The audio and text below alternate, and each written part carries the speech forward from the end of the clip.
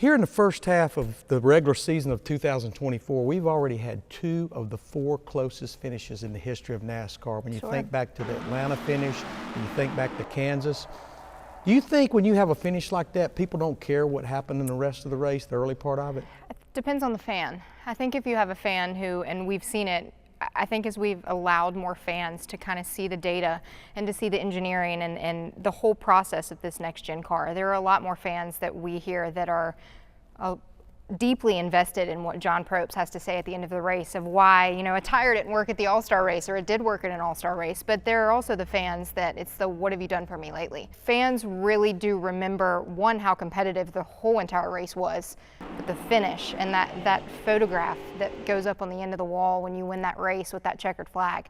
Fans remember that stuff. It sticks, and it really creates the lasting impact of there may have been 10 lead changes that whole entire race, but that last lap really got their excitement going. And that's the important thing, right? Because you can have a great stage one, sure, and it can be competitive and compelling and wrecks and dramatic moments, but if the rest of the race just lulls you to sleep, then it's not going to be a great race, regardless of what happens, you know, maybe in 1/3 or even 1/2 of it. Yeah. I think it's different for us too in our sport. It's a winner-take-all mentality. We don't have podium finishes. We don't have, you know, 2 teams battling it out on a gridiron, and you can walk away and be like, all right, well, we're still 10-1, like still in the playoff hunt, still going for it. With us, it's a driver won and 38 drivers lost.